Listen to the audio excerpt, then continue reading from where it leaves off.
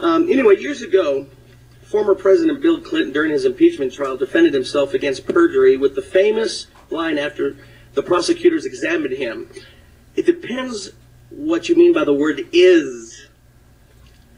You know, to this day, everyone laughs at that.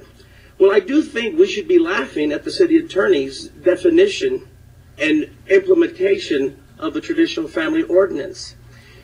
You know, the people went and overwhelmingly voted to remove the domestic health plan, 19 unmarried partners at the time, but like a magician, the city attorney pulled out of his hat 200 more people. Where did they come from? Well, like a skilled magician, a magician makes you think you see something that you don't see. So what he's done, he cleverly took the phrase, the two terms, employees and dependent children, and made it mean something that even the city's own health plan does not say it means. We asked the city attorney for the health plan and the meaning of the words, or the two terms, employees and dependent children.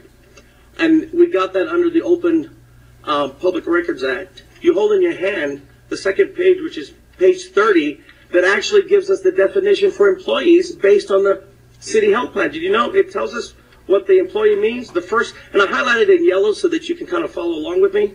First, it says you means employees. So who are the employees highlighted? Here are the employees. Regular, full-time, non-uniform employee. We got that. But guess who else is an employee?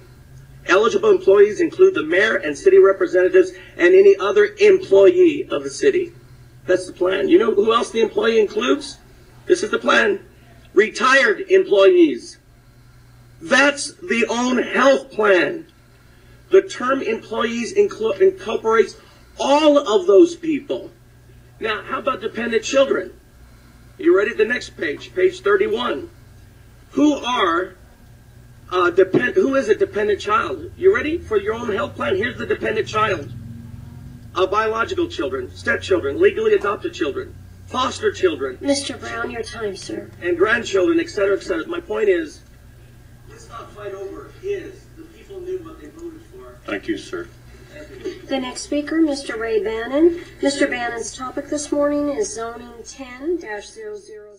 He doesn't appear to be present. The next speaker is Mr. Jaime Abeytia, and his topic this morning is equality.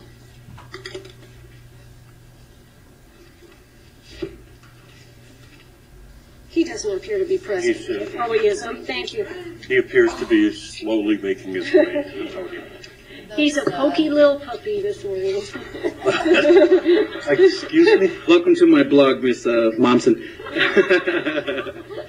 Good morning, Mayor and Council. I wanted to address you all to discuss a little bit about equality today. And today I heard something very interesting that I thought, well, was pretty apropos. I heard a definition of magician that said a skilled magician will make you see something, will make you think you see something you don't see.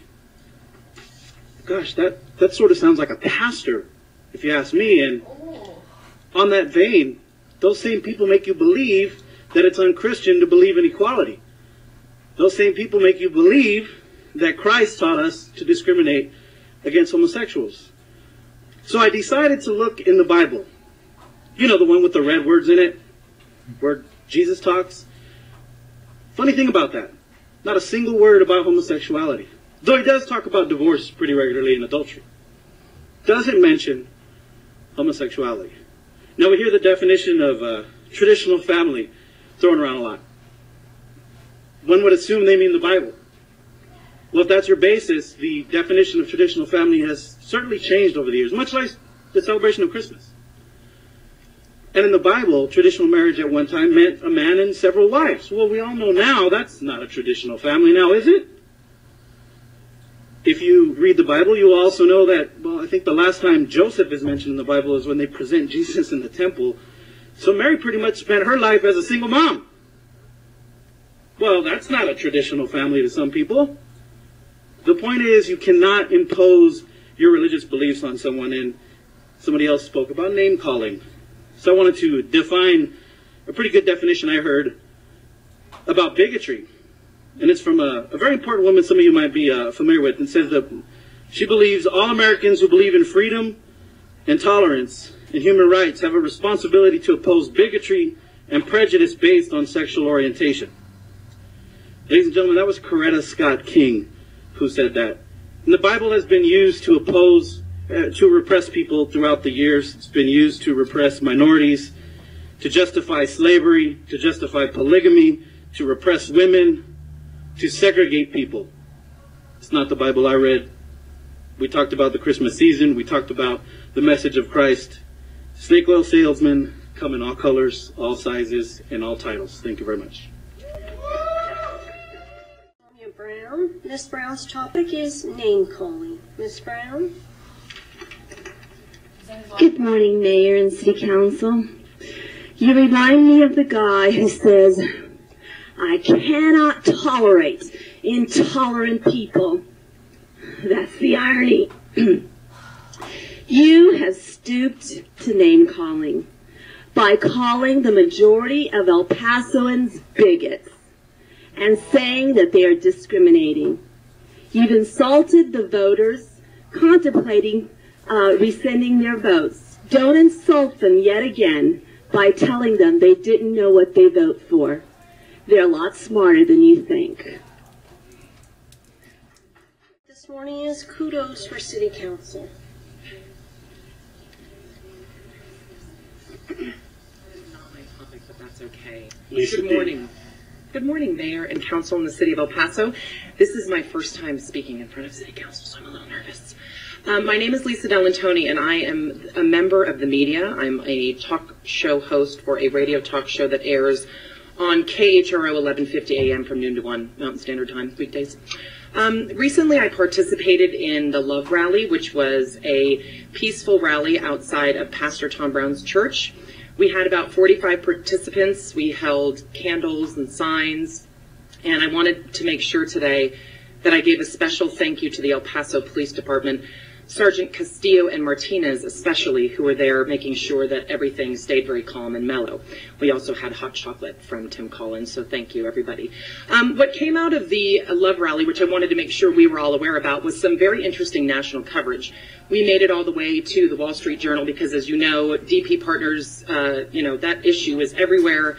And we had some interesting perspectives come from the Wall Street Journal. We need to, make some progress in this issue. And then we also had some coverage in something called the Dallas Voice, which is a gay newspaper that caters to the LGBT community. And the author of the piece, John Wright, I did a radio interview with him, and he pointed out that sometimes in our lives, one of the best things that can happen is that we meet somebody like a Pastor Tom Brown. And I was kind of taken aback by that. And he said, a lot of times with people that propose taking away equal rights and taking away things from certain sectors of the community, force issues that we normally just don't think about. And a lot of times the Pastor Tom Brown will cause an issue to come up to the light and really force people to take sides. So today, I definitely first want to start out by giving kudos to Pastor Tom Brown, wherever he is, for forcing me to really evaluate what is important to me as a citizen, as a taxpayer, as a mother. What kind of city do I want to raise my children in? One that professes and practices equality, one that is truly an all-American city, that stands for what it believes in and believes that all citizens, regardless of creed or color, get the rights that are awarded to them to certain sectors. So I'm very grateful that Pastor Tom Brown exists. And I also wanted to make sure that all of you that are soon going to be faced with this issue on council and the mayor, that you show your true character by your vote, and that you show... Your time, please. Oh, okay, thanks. Well, happy holidays, and good luck when you get confronted with this issue. Bye. The next speaker is Ms. Kirsten Pettis, and Ms. Pettis